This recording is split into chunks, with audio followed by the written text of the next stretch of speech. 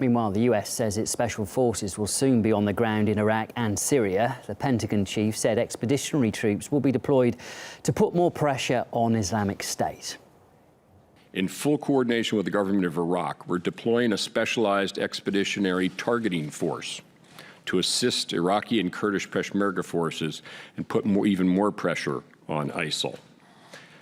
These special operators will, over time, be able to conduct raids, free hostages, gather intelligence, and capture ISIL leaders. This force will also be in a position to conduct unilateral operations in Syria. Well, the decision to deploy more troops on the ground in the region has sparked fears of future conflict. RT's Gianni Chikian joins us live now with more. Gianni, what further details then are there about this deployment?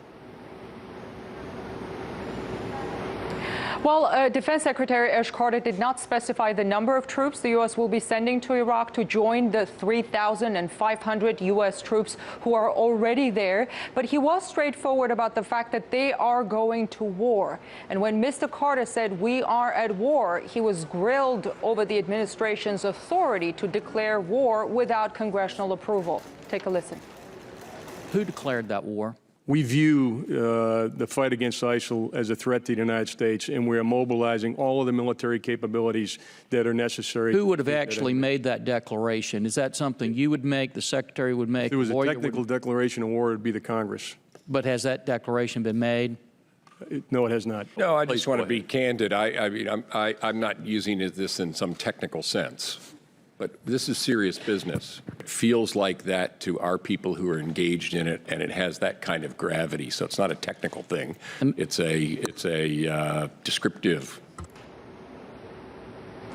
For a long time, the Obama administration has been criticized for refusing to acknowledge that U.S. troops are at war on the ground in Iraq again. Even after a U.S. soldier died in October during a hostage rescue operation, the Obama administration would still say U.S. troops were not engaged in combat. Here. We have this capability. It is a great American strength. It doesn't represent us assuming a combat role. It represents a continuation of our advise and assist mission. So we're now beginning to see a shift from such verbal acrobatics when words like war and combat were avoided by all means. The U.S. Defense Secretary announced this deployment of additional troops on the same day as Germany approved a plan to send 1,200 soldiers to fight ISIL. So the Obama administration may be feeling more confident from a political standpoint to announce such a decision.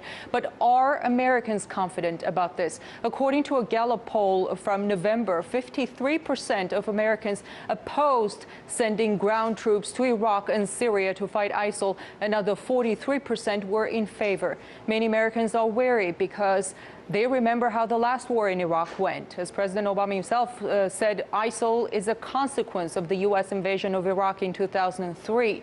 At this Tuesday's hearing in Congress, Ash Carter said, as a recent Iraq war vet, I'm concerned that we're already going back. I'd like to get it right this time. End of quote.